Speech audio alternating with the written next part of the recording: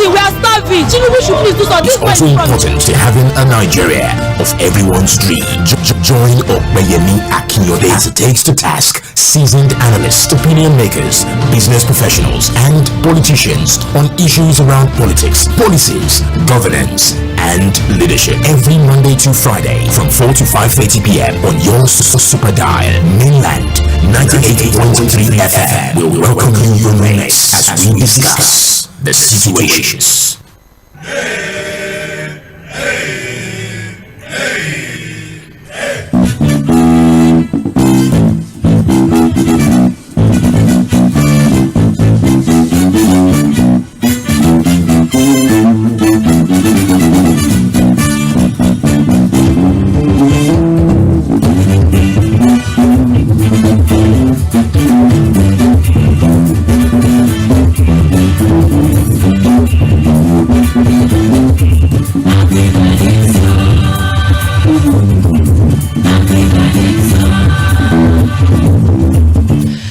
A very special welcome to you. It's a special time on radio today. I mean, I had to stretch that special as many times as I can because it's a big week. By tomorrow, it's going to be exactly 1 year that the administration of President Bola Ahmed Tinubu got into office. And if you follow this program in the last 3 weeks or thereabouts, we started a special segment on the program what we called this scorecard series, where we would open the conversation to people across board, across political parties, irrespective of what part of the country, irrespective of what position you're holding, whether you were voted into office or you were selected by the people voted into office. Selected, I mean, in the position of ministers, directors of department, head of agencies, commissioners, or special advisors, media aides, or the ones that we voted into office. Talking about the president, the governors, the National Assembly members, the state houses of assembly members, and of course the local government chairman. It's been a very interesting 1 year. And when I mean interesting, well, it depends on what side of the coin you're looking at it from. You look at the issue of the announcement of the removal of subsidy. Is going to be exactly 1 year tomorrow at the Eagle Square in Abuja on the point of swearing for President Bola Ahmed Tinubu. One of the statements he made in the acceptance speech was to officially announce the removal of subsidy, and that kind of snowballed into a lot of in quote chaos, in the sense that economic issues took a different dimension almost immediately. Price of petroleum products went up. There were scarcities everywhere. Automatically, cost of transport would definitely go up. Public transportation, cost of commodities in the market also went up. And within that period, we've seen the floating of the naira. We've seen quite a lot of policies by the administration of President Bola Ahmed Tinubu. So the reason we started the scorecard series was to reach out to as many people as we can reach out to provide this platform for you to come talk to the people about what you've been up to in the last 1 year. And you would admit with me that we've had quite a lot of conversation around this. We've had people speak to us, from Taraba, from Adama, from Ogun, from Ekiti, from Ondo, from Plateau. We've had people, come talk to us about what their principals or what themselves have been doing, since the last 1 year. And why it became really important as well for us to have that conversation was the fact that you and I would know that the last maybe 11 months or thereabout, the allocation that had gone into the states from the federation account had almost doubled what they used to get. So it means there's now so much money for the governors to work with. Well, in this case, do projects with, in this case, develop their state with. So oftentimes, we'll always focus on national politics. We look at what the ministers are doing. We look at what Mr. President is doing as well, forgetting the fact that we operate a federating unit. Means that states are independent of themselves. In this, what I mean is this: they get IGRs. There's a way, this is what goes into the federation account. This is what the federal government shares from FARC every month.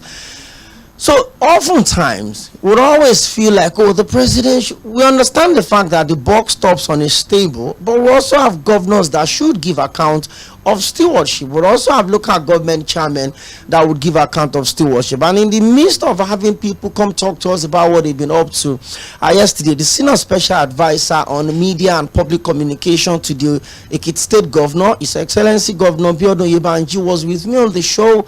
And Mr. Yinka Oyebo, they really took us down how, they started off, and I asked him what had been the major challenge, and you would always expect.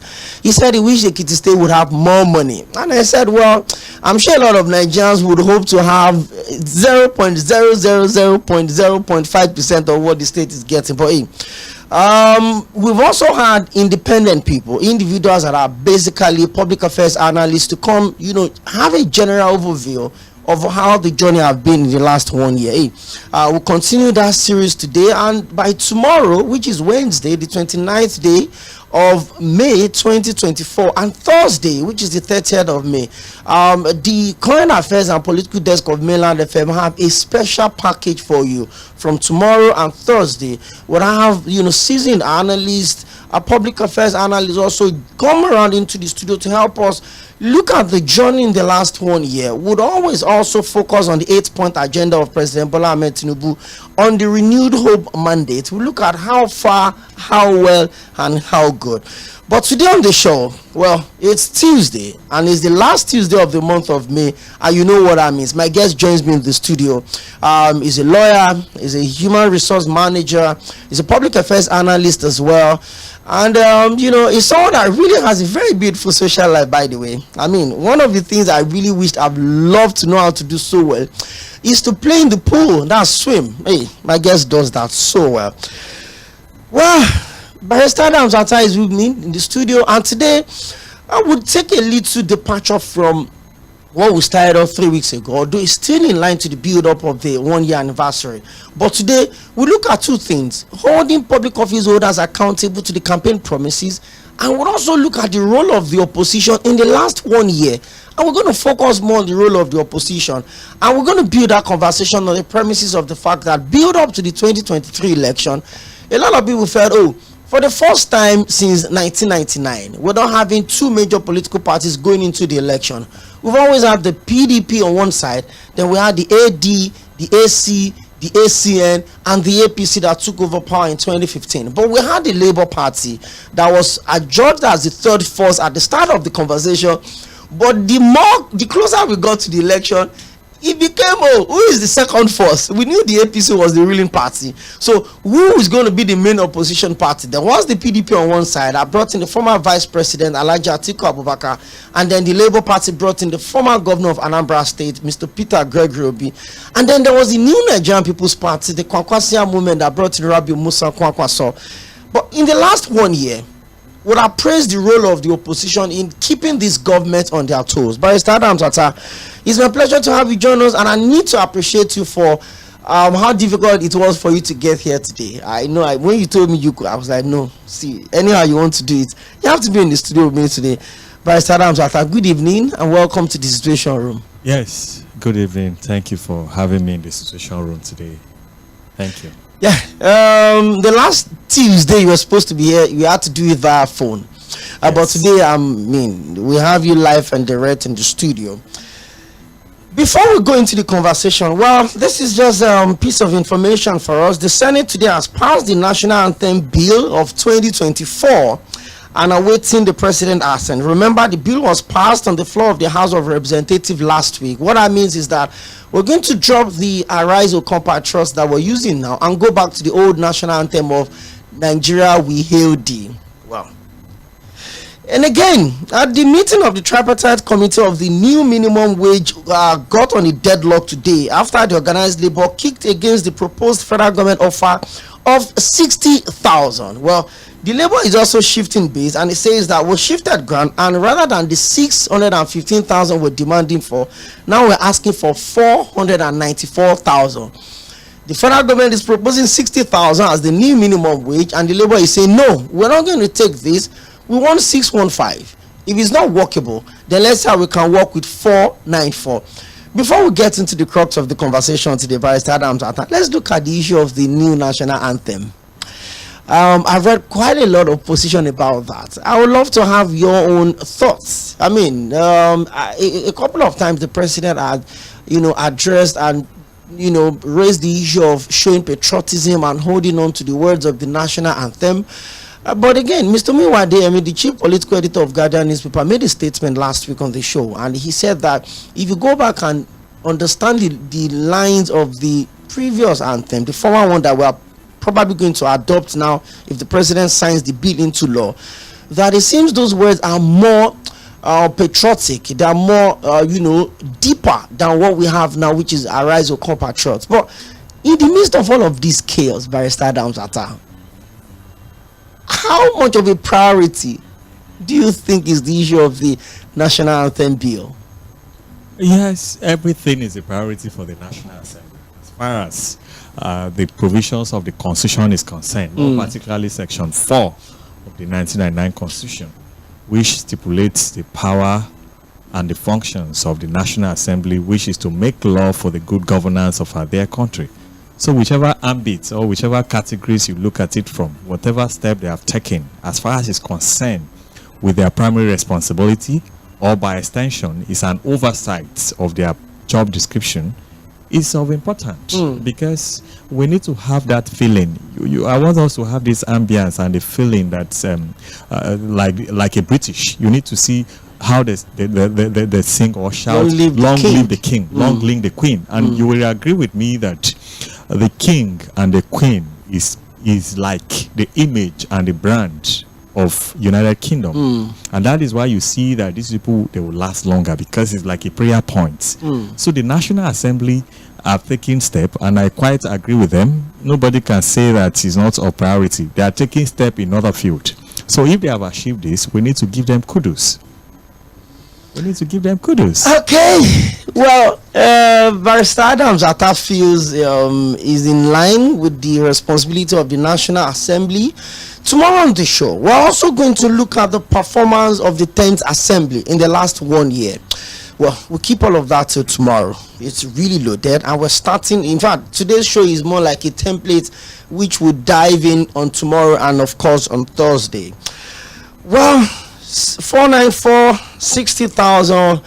The back and forth continues with NLC and the negotiating team of the federal government on the new minimum wage. Let's keep that to one side. Barrister Adams Atta, let's get into the crux of the conversation today.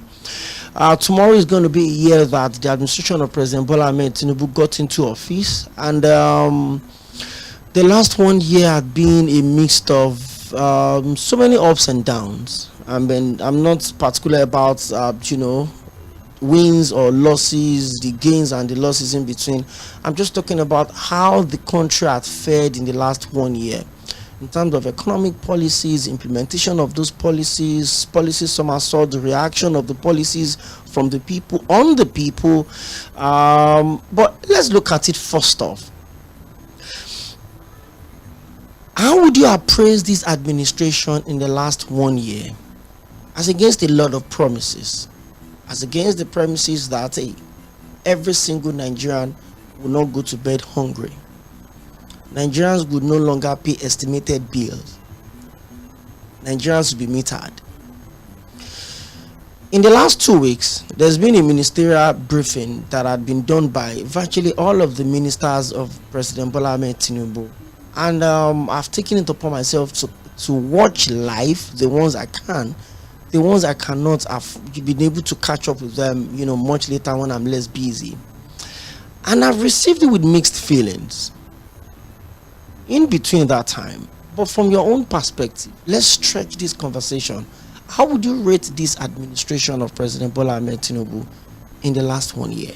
Well, I can, if you ask me to rate this government over 10, I will rate this government 4 over 10. That's close. Let me be fair and reasonable per se, because I need to look at the pros and cons therein. And then furthermore is the fact that the welfareism of Nigerians is now on a hard side. Because any government that does not cater for the welfareism of its citizen, that is not a government per se. And that's why you are seeing this classification and branding of citizen. How? What do I mean by that? You agree with me that the recent branding, brand A, brand B, and band A, band A, and B, and C, offend the provisions of the Constitution? That's discrimination. If you classify some people in band A, band B, and everything, and some of us have tried to condemn that move, and then on another second leg, how can you just come to power on the first day and then you start inflicting hardship on Nigerians by removing the fuel subsidy per se? You need to find a way to cushion the effects or the likely effects that may spark up thereof. And up till date, as I'm speaking to you, as the last 2 or 3 months, I am told that the fuel subsidy saga or removal is a scam. That government is still paying fuel subsidy till date. I don't know how to confirm that fact, but of a matter of fact, if that is the truth, I'm surprised about that. And then furthermore, what about the insecurity situation in the nation? They are killing people on a daily basis in the north. Government is not doing anything. You see appointments is lopsided, and a lot of series of issues. So all this, if you look at them, I will rate them reasonably 4/10. That's it. Okay. Now, I said in my introduction that we're going to, pull this conversation today from 2 sides. First is campaign promises. Second one has to do with opposition party. If you're looking at the performance of this government in the last 1 year, one of the pillars of democracy is a viable, vibrant, and a very vocal opposition setup. It has nothing to do with maybe the political party alone. It could be a coalition of political parties. It could be civil society organizations. It could be pressure groups, interest groups, youth groups, affiliate groups, the NLC itself. So we're going to look at that whole setup holistically. But let's look at campaign promises, and I'm going to play you a soundbite now. This is the voice of the president while he was still the candidate of the APC. He made this promise prior to the election. Take a listen to what the president said. We'll come back, we'll continue the conversation. Whichever way, by all means necessary, you must have electricity, and you will not pay for estimated bill anymore.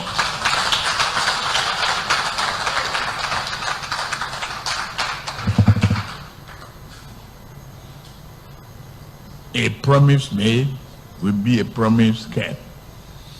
If I can't keep the promise and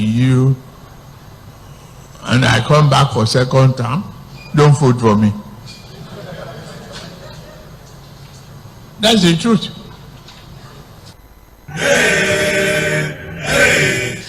Okay, that was the voice of Asiwaju Bola Ahmed Tinubu, now President Bola Ahmed Tinubu, as a build-up to the 2023 election. He promised steady electricity supply. He said Nigerians would no longer be paying estimated bills for power supply, and would not have issue of poor electricity. I decided to play you this particular one because you talked about electricity when you talked about the classism along the band A, band B, band C, band D, and all of that. But now let's look at all of these issues in the area of power itself. Beyond all of the effort of the Minister of Power, Honorable Adelabu rather, how would you rate this administration's efforts in filling this major part of the campaign promise, which is providing stable electricity for the Nigerian population? Like I said, the government is, by the classification of the band A, B, and C, the thereabouts, is further inflicting hardship on Nigerians. How? Because a lot of Nigerians are not even seeing this power supply. You can't give out what you don't have. How will you? Because government failed to realize that this thing is business. Will you pay for something that's not supplied to you? Where is it done all over the world? So the high time Nigerians come out and understand, as part and parcel of their constitutional rights and their contractual rights. Contract, it's pure contract. It's a case of social contract. It's just that we don't have options. If it were that we have options like what we have in the telecom, It will be simple. If you don't like particular network provider, I'll you go go for another else. one. I don't want to mention their name per I se. understand. But in this situation, we are handicapped. We only have one power supply company per se in the country, and they are forced it on us in such a way that you don't have any options. When you come to the mainland, Lagos mainland, you have a 𝐒̀ʌja distribution company per se, and then when you go to the island, you have 𝐒𝐭. You don't have any other options to subscribe to. You are forced. And whereas it's contract, the high time the government and the distribution company realize that this thing is simple contract, that is when we are going to get it right, where people can come out and then ask and request for their rights. That is when we are going to get, that is a beginning, because a lot of people are paying for lights that are not even that they don't even have. Getting. And then apart from that, the law states that it is not the responsibility of electricity consumers to pay for transformers and other minor defects in the system. But up to date, we are still paying for that money. People are contributing money to buy transformers. Whereas that offend the provisions of the NEC guidelines. That's not what the law is. So by all standards, this government, because that's why you see a lot of people are relocating, foreigners, companies are closing down on a daily basis, because we need power supply to survive. People can no longer survive without power supply. Companies, individuals, corporate entities, organizations, whichever way you call them, they are dying on a daily basis because of the fact that the government is only interested in collecting money from people without giving services. That is it.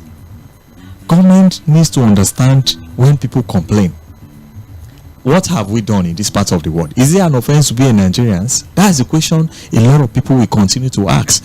The government does not listen to people.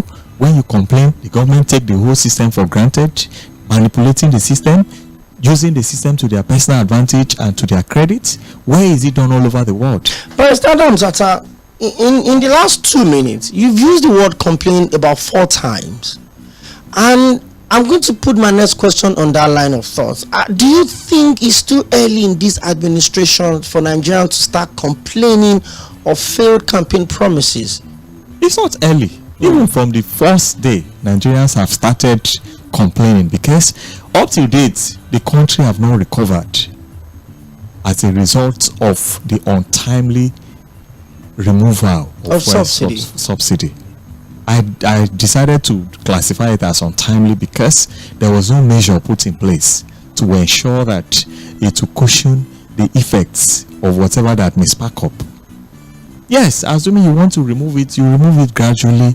You put 1 or 2 factors. You, like what labor are clamoring for now, you cater for it. You increase salaries. You ensure that you put proper machineries on board, because the effect is going to bounce back on everybody. Transportation is on the high side. Rent have suddenly skyrocketed, because assuming the landlord goes to the market and buys something that the landlord bought yesterday for 1 naira, and then he goes to the market today, is now being sold for 10 And the naira. tenant will pay for the increment. It will bounce back. It will bounce back on the tenant. That is how the system continue to recycle, and then it will bounce back on everybody. Nobody is exempted except the politicians. And I say except the politicians because these people are feeding fat from the system. They are not, because most of the cars they are using, is the proceed that is used to fuel it is out of our money. But you and I, a lot of people are handicapped. Private companies are not increasing salaries. Do you even agree with me, to your surprise, that if you go to some government parastatal up till dates in Lagos State, they go to work 3 times in a week? So if you are you just a sitting governor or a president for the for government establishment? What happens to the people that are not in the service? To the private sectors? Whereas even most of these people in the public sectors, they don't even pay tax. The private companies pay more tax than the people in the public sector. Are you now going to use their money to finance or cater for the welfareism of the people in the public sector? You go to the public sector, people resume work 9 a.m. or 10 a.m. in the morning, and then by 2 they are off.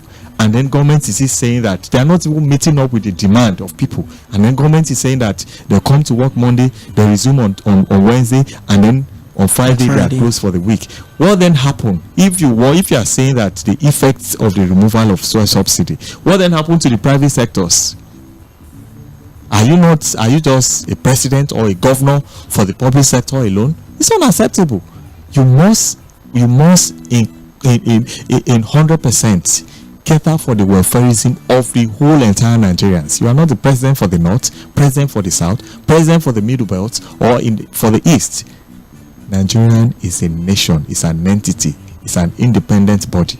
So once you make that pronouncement, you're on oath as a president or as a governor. Anything discrimination, anything that will introduce any level of bias or discrimination, you must jettison it. You must acknowledge that the welfareism of Nigerians should not be taken for granted. So you have asked whether it's too early for Nigerians to complain or not. Even from day one, Nigerians have started complaining, and up till date, the country is about to peak, but you now further inflict as a last month, as a result of the introduction of the fuel, the tariff in the power sector. The country is going back. A lot of companies, they are at large, they are disappearing. They want to retire back to their country, relocating from Nigeria to Ghana, neighboring countries. Is that not so disheartening and so embarrassing for people to leave Nigerians that have the most populated? If it comes to Nigerians, if you come to lavishing of money and use money for business and everything, I give that kudos to Nigerians before the advent of this government. But with this hardship, a lot of people have decided I don't even know what to eat in the next 1 minute, or this and that. So they are keeping their money, the little they have, to themselves, because you can't determine price of food and everything continue to skyrocket on a daily basis.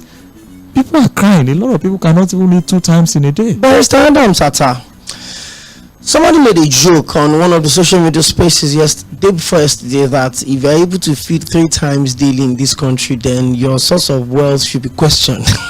That's just a joke, by the way, but it looks like that's the reality of what we have on ground right now. A lot of people are not even talking of balanced diet anymore. Nobody is even talking about 3 square meal. Now, let's put that to one side. It's one thing to complain. It's another thing to make demand. Now, I can wake up today and just randomly complain. Like, oh, this country is this country is that, this country. But I'm not exactly speaking to anybody. But one of the things that helps democracy to grow is when the citizens are asking the right questions. Oh, Mr. President, on the 26th of February 2023, at the Chatham House in the UK, you promised to do this and this and this, but you didn't give me a timeline. That means I can ask you why you've not done it any time in your tenure, as long as you didn't say, oh, by 2026 I will do this. If you didn't put that caveat, that means from the day you start your administration, I should start asking you all of these things. Are we asking the right questions as citizens in terms of living up to those responsibilities in line with the promises that was made build up to the election? Oh, I would do this, I would unbundle the NNPC, I will eradicate corruption in CBN, I would do this, I would do that. We ourselves, we are also enablers in this conversation. Are we asking the right questions as citizens, Barrister Sata? Yes, we're asking. Some of us who are strong advocates, we come out publicly to ask. We are demanding for accountability and good governance. And the major problem we have is that the youths, they are distracted with what is going on social media.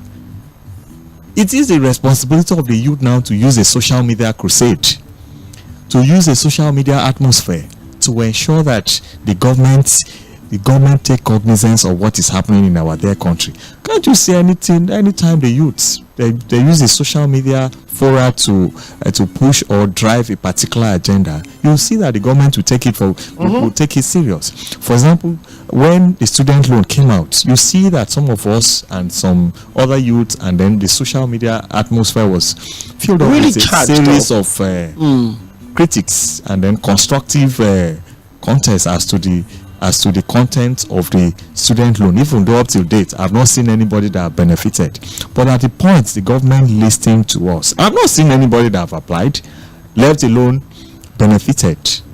Because the procedure, because I'm told of recently that is even for federal universities as against state university.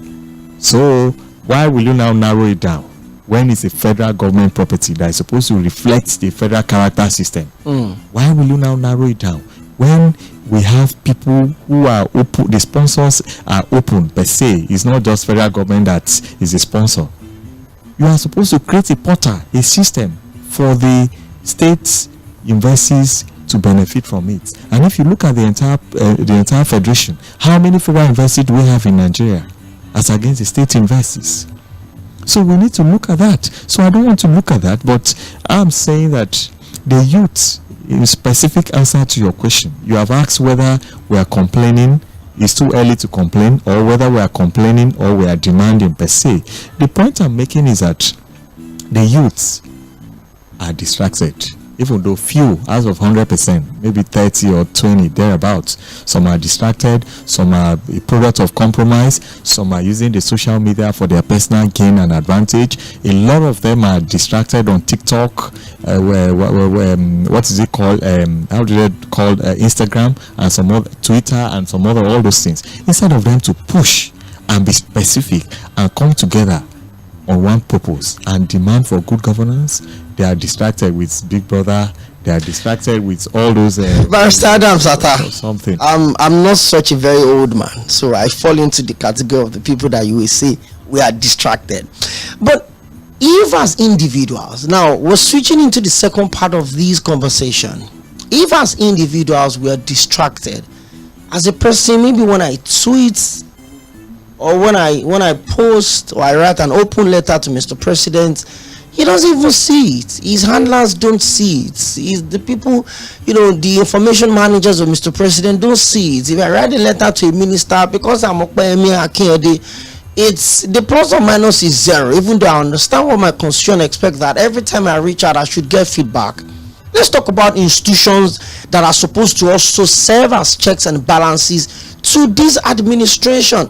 In every democracy, the life of that democracy rests on the people and the alternative voice that the people are providing, which is from the opposition party.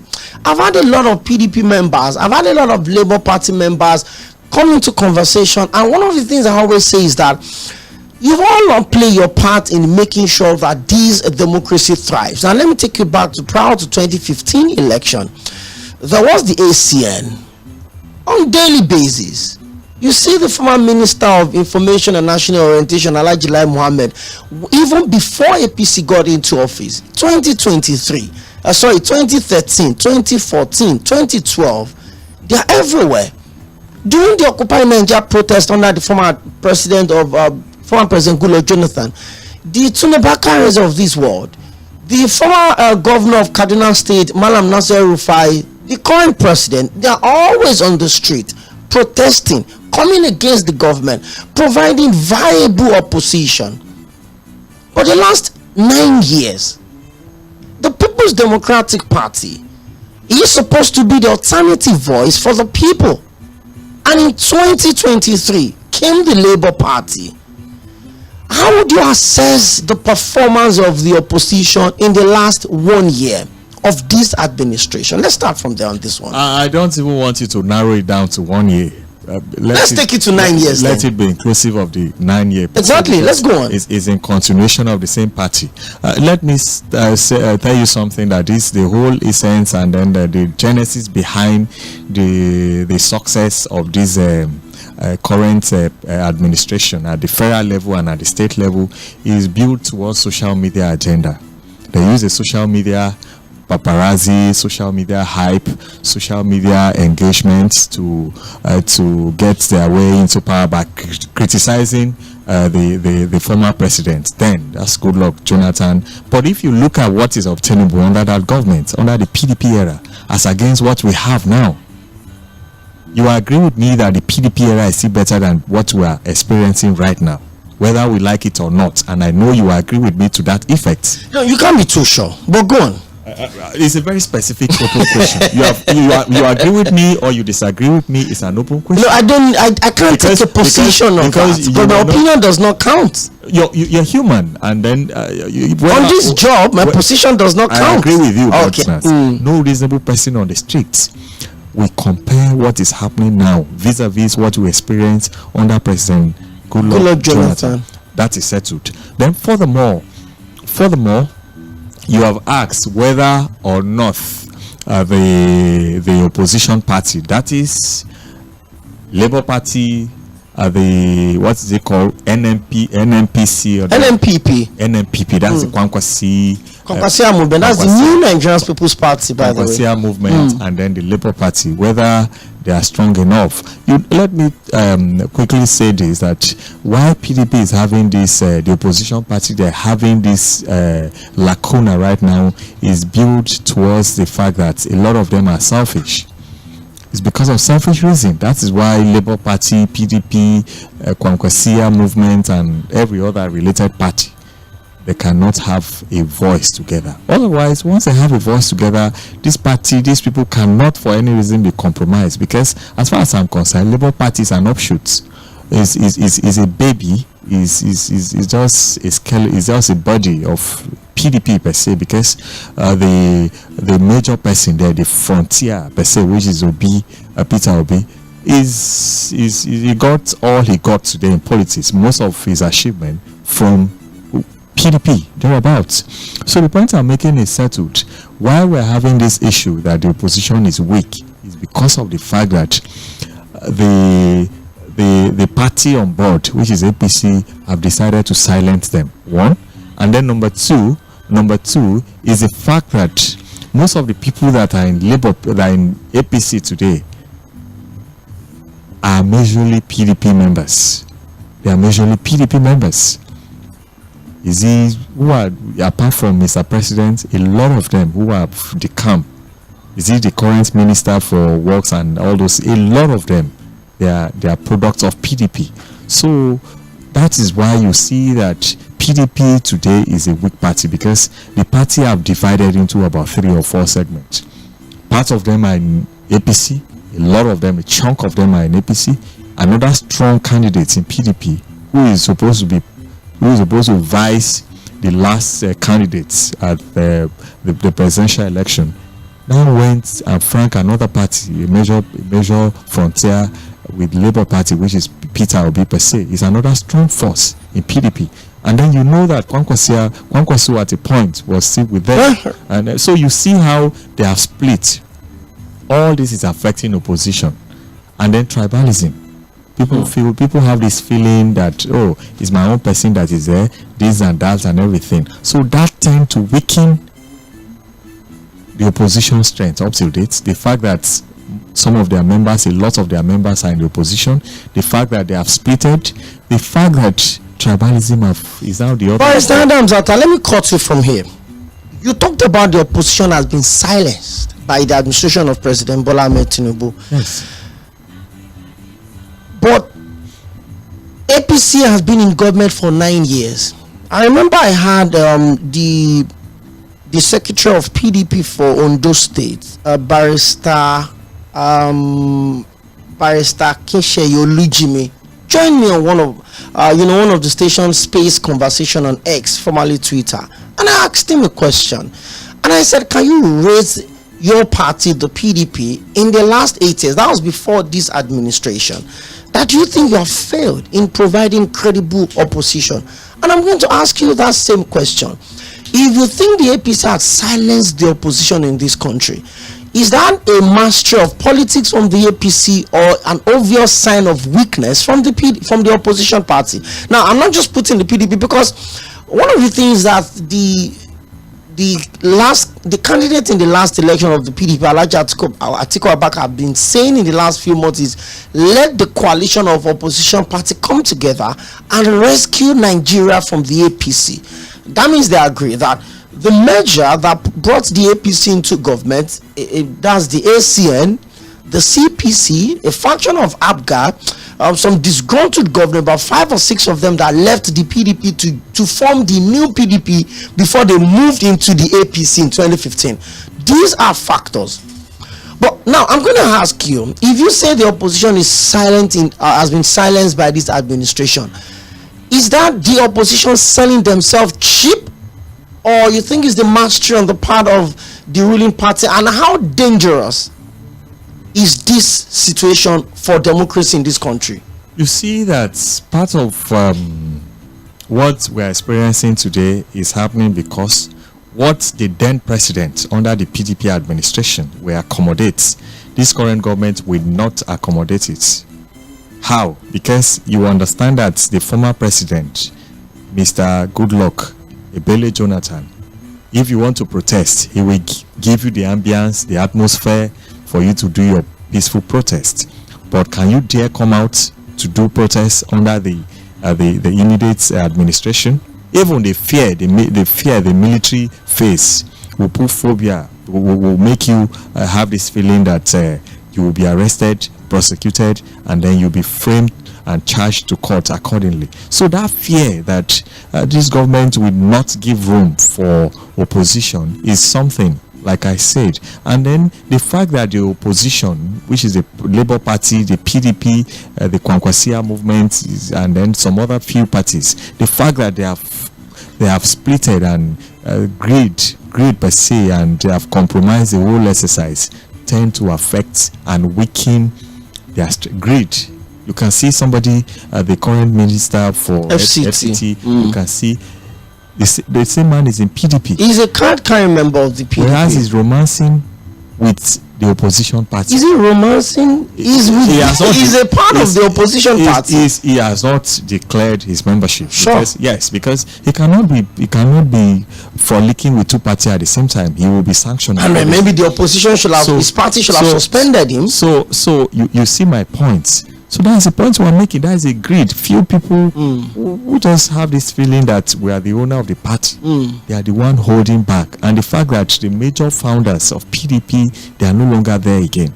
A lot of people have left. Is it the former president you want to talk about, Olusegun Obasanjo? Is it the former vice president you want to talk about, what's his name, Nnaji Sambo? Is it the former president you want to talk about, Jonathan? A lot of these people have abandoned PDP. Okay, the coalition of united political parties says that within a year, President Bola Ahmed Tinubu's APC-led administration has allegedly ruined hope and weaponized poverty in this country. The COP spokesperson Mark Adebayo stated this today during a press conference in Abuja, that a scarcity of any sector of the economy that has worked. One, I'm actually bringing you that coalition of united political parties, that's a strong opposition voice.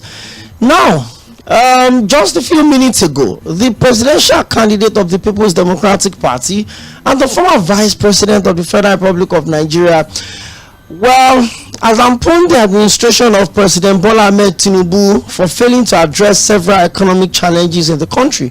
Alhaji Atiku Abubakar stated that rather than to tackle the challenges, the government has introduced policies that has made life difficult for Nigerians and has also stifled Nigerians' microeconomic instability. Well, I decided to look for these two quotes because even the Labour Party as well have released a statement looking at how the president has performed as against his speech in Abuja that is going to be a year tomorrow. They looked at the area of security, they look at the area of subsidy, they look at the area of food production and supply, food security generally, and the Labour Party has called this administration all zero.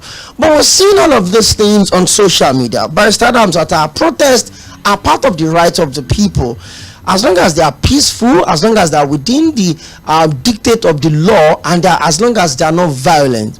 Barrister Adams, if you say this administration has silenced the opposition and you're attributing the failure of the opposition to greed and this and that, how much of a threat to Nigeria's democracy is this position that you are taking? If truly the opposition is being silenced, should we be worried? Yes, Nigerians are worried already, but like I said, and I will continue to say it, it's not left for the youths. Because before now, you agree with me that there's this statement that our elders often say that the future Nigerians, you as a youth, that you are the leaders of tomorrow per se. When is it tomorrow? Is it not now? This is now. There's nothing like tomorrow. This is a time. I recall my father used to tell me as far back as 15 years ago that you are the leaders of tomorrow. 15 years ago. So when is it tomorrow? It is now. And that is why I'm saying that the youth should use the social media. The fastest way we can take over power from the elders is for us to use the social media. We should not allow ourselves to be used. Aso Rock is not on social media. We use social media. You don't win election on social media. You win election on the street of Calabar, on the street of Abakaliki. Even the politicians, they pay the youths to do publicity for them. You don't undermine the strength of the. No, I'm not undermining the strength of the social media. But what I'm saying is that the Occupy Naija was not done on social media. It was done on the street of Ojota. It was done on the street of Rivers State. It was done in Sokoto. It was done all over the country, not on Twitter Spaces. Beyond that was then. But the strength of the social media engine machine now is more stronger than what we experienced as far back as 2015 thereabout. Wow. Yes, you are, because we can do it in a more simplified way now, because the atmosphere is not there for the youth to go and gather and be protesting and be going around with flyers and everything. And that is why we can agree and shut down the whole social media engine by stating what we want to demand. The government will see. The government is saying it. You even agree with me that the police personnel, is it the spokesperson for Lagos State? Yes. He often reply to people. Anytime that you post anything again, state public relation officer. Yes, anytime you Benjamin. Yes, anytime you post anything against the Nigerian police force, he will reply. That's to tell you that government is saying most of these things. They are not silent. They are not dummy. They are saying most of these things. It's a matter of saying, oh, in the West we have this position, in the East we have this position, and other parts of the nation we have this position. With that, once the government will say these people are serious, we take step. Interesting. In case you have equally asked what's the effects of the weakened opposition to our democracy. It's not really hygienic for a growing democracy like ours, more particularly that we started again. We started all over again sometime in 1999 till date, and then we thank God for the uninterruption per se. But as a matter of fact, for one government to continue to rule, it will weaken the whole system. Even in the United States of America, Donald Trump failed as a sitting president. He failed the second election. He failed re-election. So how much of what we are experiencing in this part of the world, the hardship that people are going through on a daily basis, that's the more reason that opposition should be strong. But like I said earlier, a lot of factors tend to weaken the strength of the opposition. Tribalism is one of them. This feeling that, oh, it's my own person. This feeling that is not from my state. I don't know what people tend to benefit from that. That a particular president is there. Is he going to influence the price of fuel pump to your advantage? When Buhari was there, how many people benefited? But Nigerians with the Nigerian mentality, they will never change. They are just okay. They are satisfied that, oh, that's my own person. We have the same tribe. All those things tend to weaken our democracy in this part of the world. With the high time, we need to jettison and discountenance with this idea of tribalism. It will help us. Okay, in case you're just tuning in, I've been speaking with Barrister Adams Atta for the past 50 minutes. Wow, that was really fast.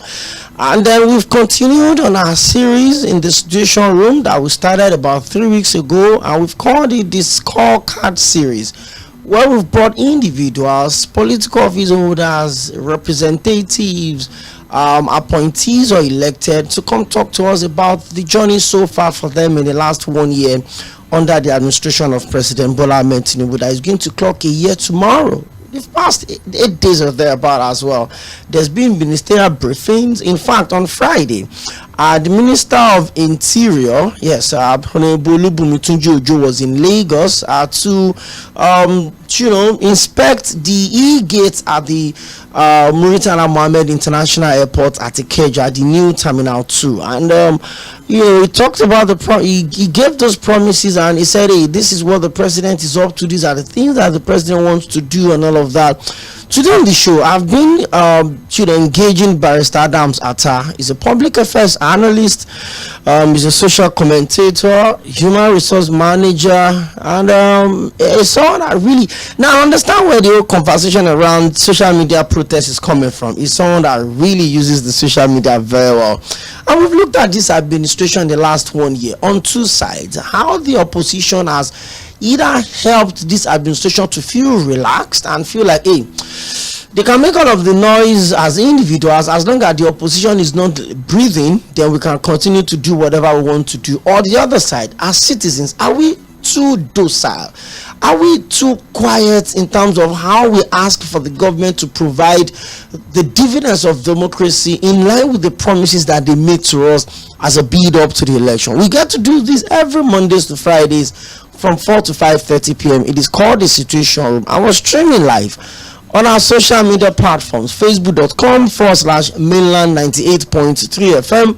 We'll open the phone lines for you to join the conversation. And don't forget, tomorrow and Thursday, that's the 29th and 30th of May, we'll have a special package, and we're going to chronicle the last 1 year of this administration alongside the 8-point agenda of President Bola Ahmed Tinubu with his renewed hope mantra. We'll look at the issue of security, food production, we'll look at the issue of technological development, we'll look at the issue of housing, we'll look at so many things that were promised Nigerians in the last election. We'll focus on that, and of course we looked at today on the show how the opposition has contributed to the progress of this government in the last 1 year, vis-a-vis how the citizens as well. Have we really been quiet? Have we asked the right questions? Have we done the right thing? So I'm going to pick a couple of calls, then by 5 o'clock, you know how we always do it, we'll take the headline news and also quickly pay some bills, and when we come back, we'll continue with the responses. 091-3600-0410, that's the number to call to talk to us.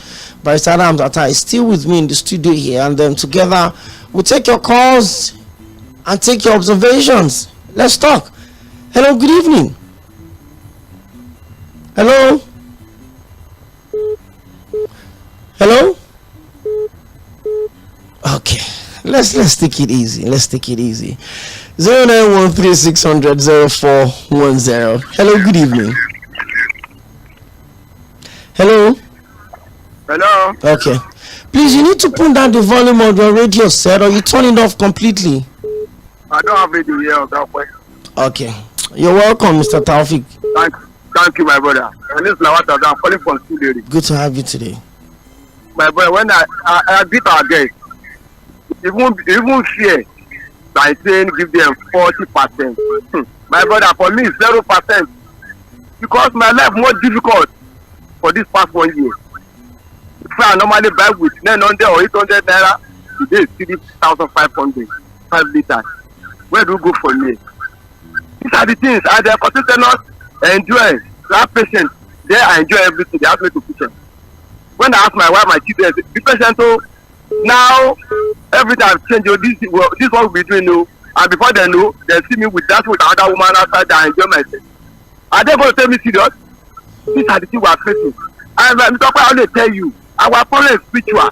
What is spiritual is we don't have fear of God from bad leadership, bad followership. Because Second Republic, my friend never fought for Gari, never fought for all this Ankara. They fought for their children's education. That's what we enjoy under UPS. They never fought for Gari, they never fought with the Boasebe. But you have fear of God to change all these things before you can move forward. All that will continue. Thank you. Thank you very much. On Facebook as well, we've got a couple of messages. I will just keep them coming in. I will have about 30 more minutes to go, so I can guarantee you I'm going to take as much calls as I can take. Benjamin Ise on Facebook is talking, and he says, the man in the studio, your guest said he scored this government 44/10. How did he come about that score? To me, the right call for this administration is -4. That is less than 0. The people are suffering. There's hunger, there's poverty, and you cannot just compare where we were before President Tinubu became president and now. Let the president fulfill his campaign promises of renewed hope. For the past 1 year, the president renewed hope is just a political song singing by the Nigerian politician. That's Benjamin from Shogule. Thank you. Back to the phone lines. Hello, good evening, Mr. Jude. Hello, good evening, Mr. Opeyemi. You're welcome. This is JD from Liri. You're welcome, Mr. Jude. Yeah, I noticed in your show, over since I've started listening to your show, you always mention oppositions are weak. Let me give you an example. Go on, Mr. Jude. See, Jonathan is a campus. He's not your regular politician. Do you think when Jonathan was president, it was weak? Do you think everything would have won the election? They want to just, that was why people protested. They keep moving up and down. Protest. If it was Wike was the president, do you think those protests would have taken place? He's not the regular politician. Mr. Jude, yes? I'm not going to imagine a Wike presidency, but he's never been president. I'm going to imagine Obasanjo's presidency, late Musa Yar'Adua, Jonathan. Okay, now, look at the amount of protest. Look at the amount of protest for Obasanjo compared to Jonathan. There was nothing like protest. True. There was nothing like protest for Obasanjo. Nothing like that, because they knew what Capital was doing. So we send the army to anybody and deal with you. Now that's what I'm saying. Under Jonathan, was calm, he was free. He kept saying, my victory or election is not worth the blood of anyone. That is your typical politician. Now look at Opeyemi. When you talk of opposition on social media, if I tell you, if you check my social media handle, my Facebook followers are more than 20,000. My Twitter are more than 50,000 followers. Why? How did I change? I dealt with this guy. I did a rejoinder on this guy. What's it called? That Operation Maxima. When he came out on that. Yes, he put his tweet, and I did a rejoinder. I replied him back to back, and since then I've been on. There's no governorship election I've not been on PDP. The social media, no one. Even in my wedding in 2019, I had 2 serving governors. They came to my wedding. As young as I am in my 30s. I am only telling you, if I tell my social media, I am powerful. You understand? So, like what Tata said, social media is good. If I push anything on Facebook now, less than 30 minutes, you see 3,000 likes or 4,000 comments in less than 30 minutes. I'm only telling you how this is work. So if you can get up, the likes of Yᴏᴜᴜ, the likes of Demola Olarewaju, the likes of Lemona Onoja, the likes of, I can call their name, Anthony Eyilepo, all of us were together. But though they were far older than me, I am, as a young boy, I started this on social media. Thank you, Mr. Jude. Like, we want the youth to rise up. Let us fight it on social media. Thank you. This government. The suffering is too much. Nigerians cannot comprehend the suffering. Thank you very much. Thank you very much. Well, we're going to have to take a break, and apologies for that. It's our tradition. We'll take the headline news for a few seconds. We'll also go to the market to pay some bills, and on the turn of 5 o'clock, the show would return, and it's strictly your calls, your messages, and my guests would also respond to a few issues that have been raised. Is the Situation Room live from Mainland 98.3 FM, and I will be back. Don't go nowhere.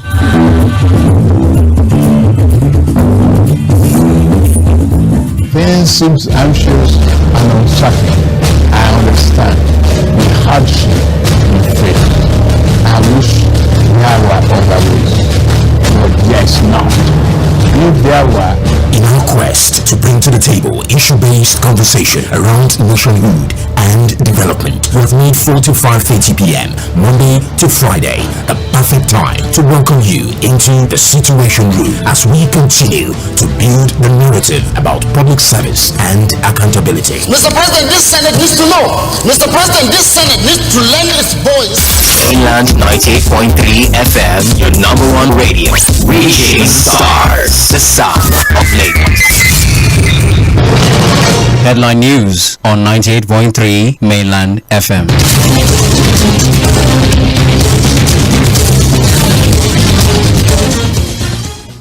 Good evening. Headline news on Mainland 98.3 FM. My name is Omobola Sandra.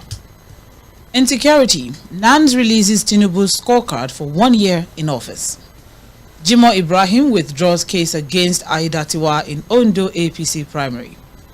Security agents guard Bayero's palace despite court eviction order. Agric minister says tomato price hike and scarcity caused by infestation. On the foreign scene, Israeli tanks enters Rafah amid ongoing attacks in Gaza war. And in sports, ex-Chelsea coach will take Osimhen back to world-class level, says Akadi. That's the headline.